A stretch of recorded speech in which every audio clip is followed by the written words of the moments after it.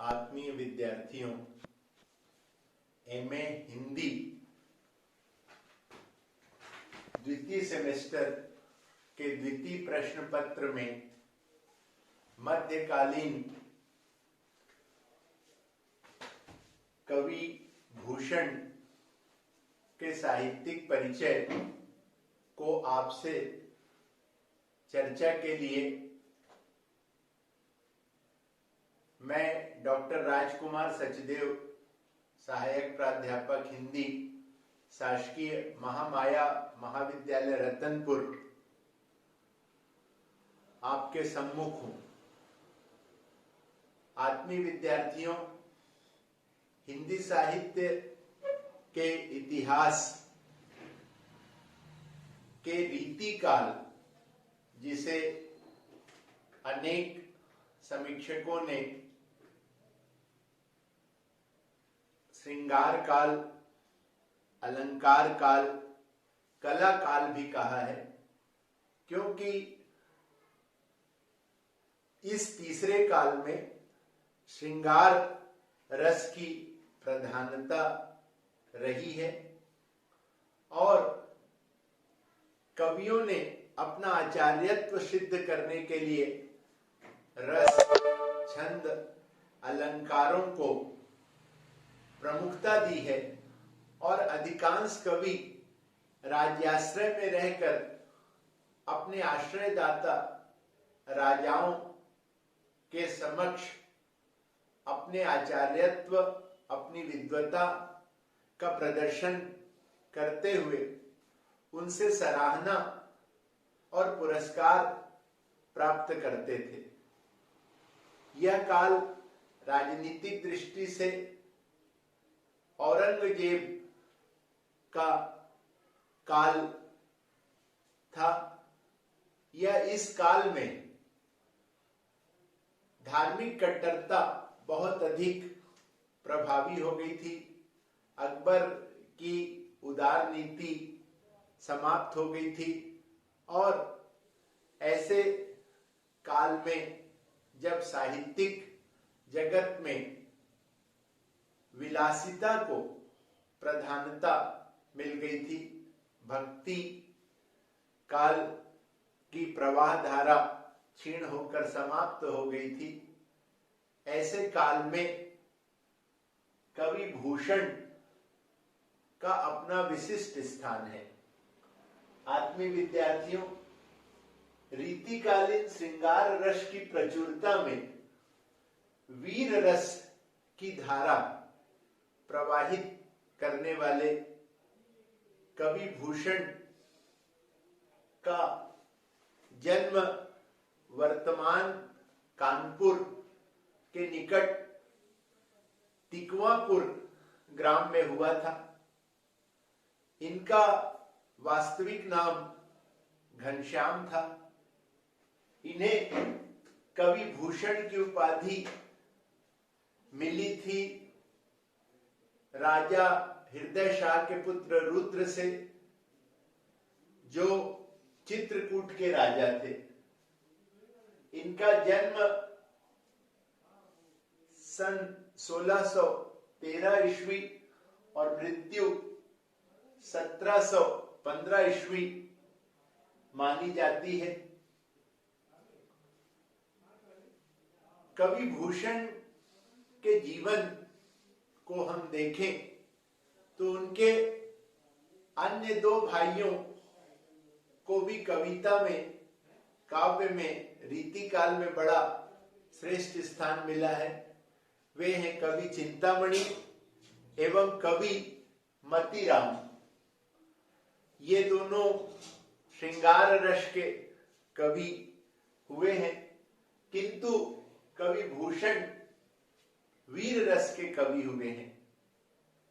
वे जब कवि क्षेत्र में, काव्य जगत में प्रतिष्ठित नहीं हुए थे, तो एक कथा आती है कि वे अपने घर में भोजन कर रहे थे।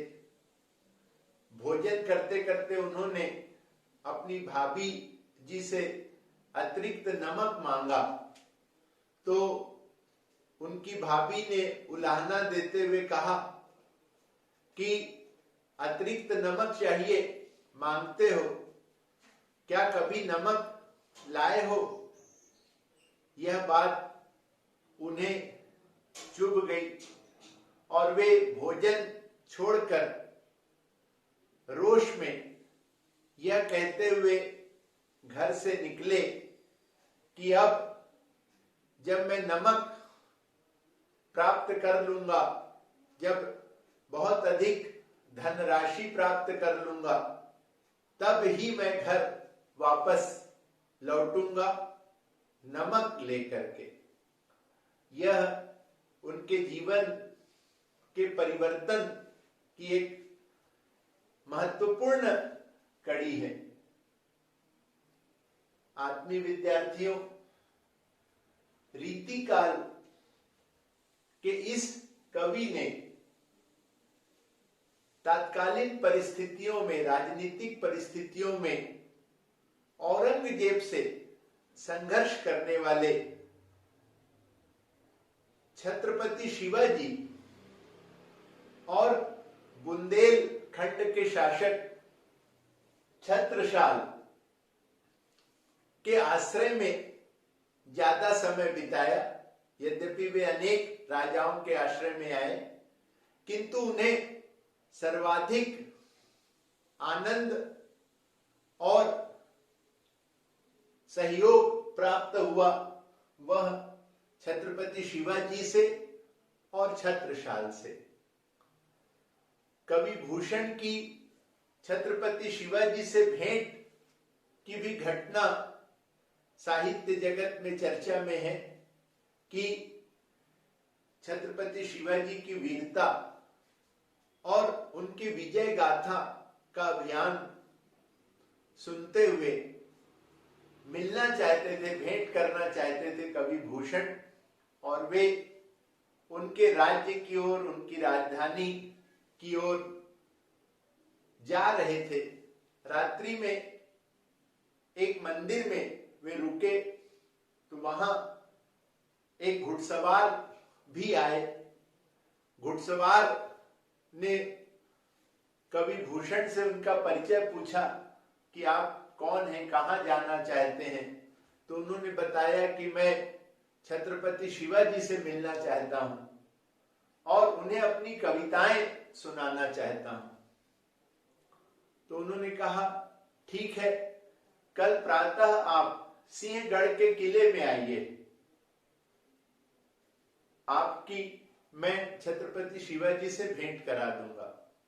यह सुनकर के वे सुबह जागरण पश्चात सिंहगढ़ पहुंचे। पहरेदारों को बताया कि रात्रि एक घुड़सवार सैनिक ने मुझे यहाँ शिवाजी से मिलवाने के लिए आमंत्रित किया था। तो वे जब दरबार के अंदर गए तो देखे कि वही युवा सिंहासन पर विराजित है। छत्रपति शिवाजी महाराज ने उनको ससम्मान बिठाया, उनकी कविताएं सुनी और उनकी कविताओं से प्रसन्न होकर के उन्हें बहुत सारी धनराशि, बहुत से गांव पुरस्कार रूप में दिए। उस धनराशि से ही एक गाड़ी बहुत ज्यादा नमक खरीद करके अपनी भाभी के कटु वचनों का जो उनके हृदय में घाव बना हुआ था उसको भरने के लिए उन्होंने वह नमक अपने गांव भिजवाया और अपनी बात पूरी की। कवि भूषण की सर्वाधिक महत्वपूर्ण 3 रचनाएं हमारे सामने आती हैं। शिवराज भूषण, शिवा बावनी एवं छत्रसाल दशक।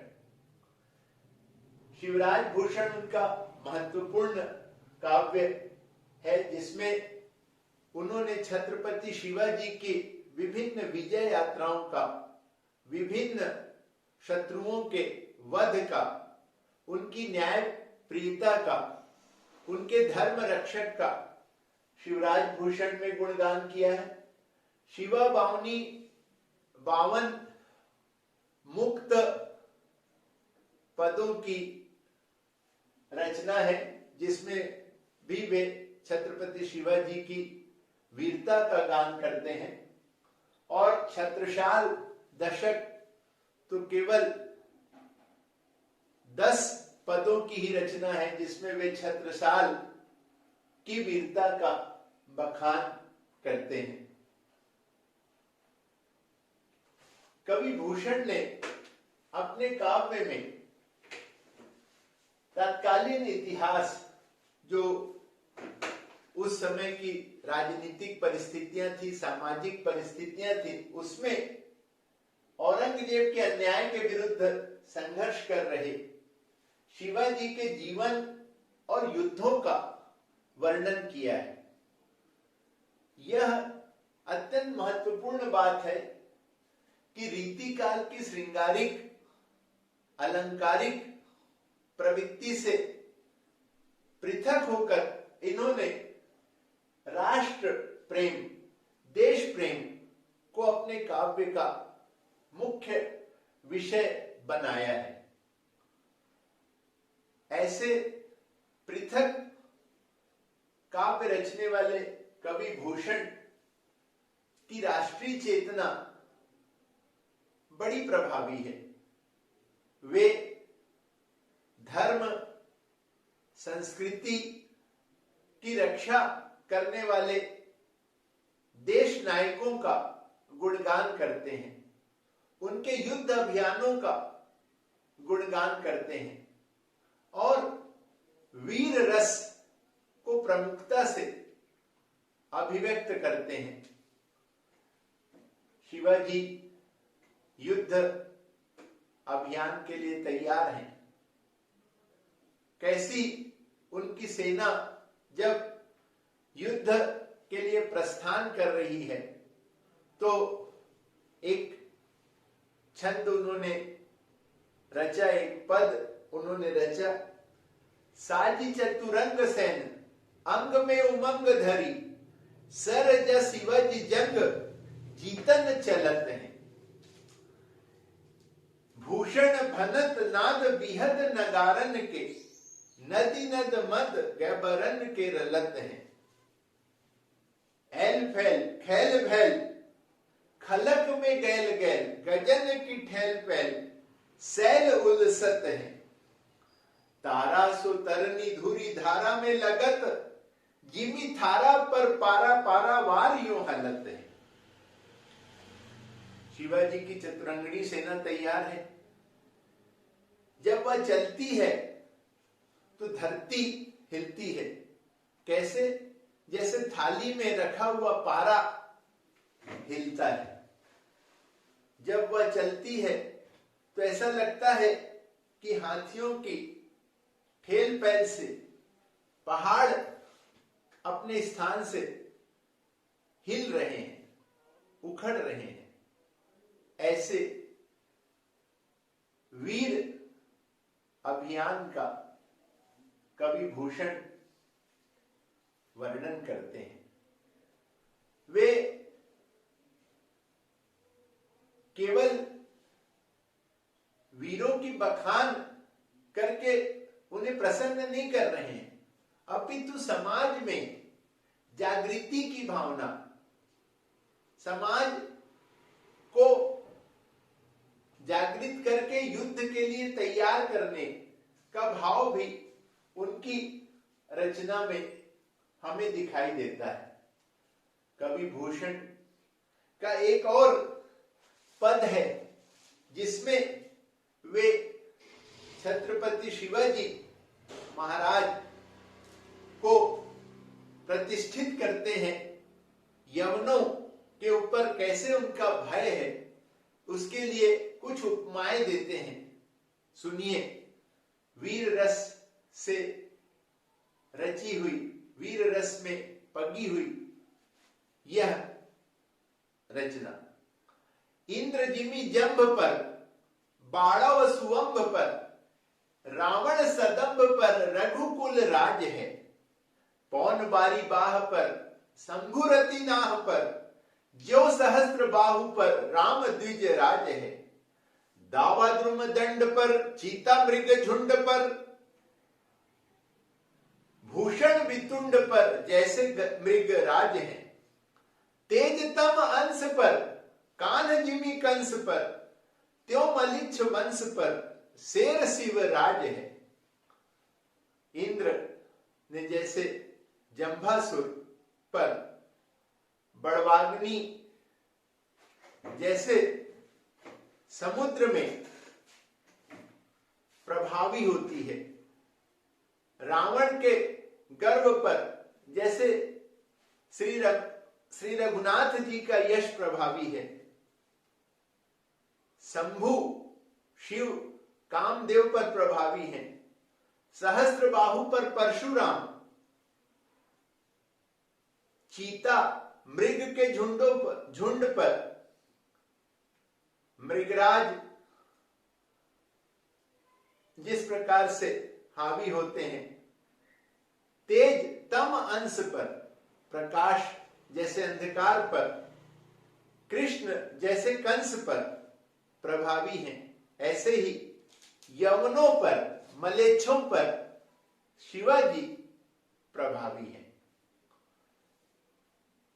यह कवि भूषण की राष्ट्रीय चेतना का, कि राष्ट्र नायकों का अपनी कविता के माध्यम से गुणगान करना, अपनी मातृभूमि की रक्षा में लगे हुए वीरों की वीरता का गुणगान करना, और इसमें सहायक होती है उनकी ब्रज भाषा तथा उनकी वीर रस से पगी हुई शैली।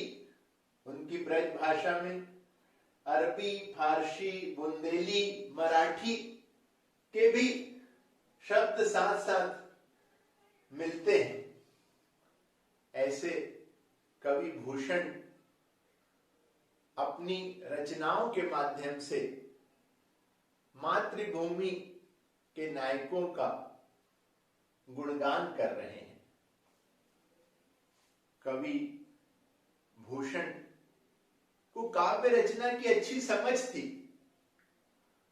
सारे कवि उस समय रीति काल के अपना आचार्यत्व सिद्ध कर रहे थे, तो उन्होंने भी रस और अलंकार तथा छंद का विशेष ध्यान रखा है, और इसके आधार पर वे भी काव्य रचना में सिद्ध कवि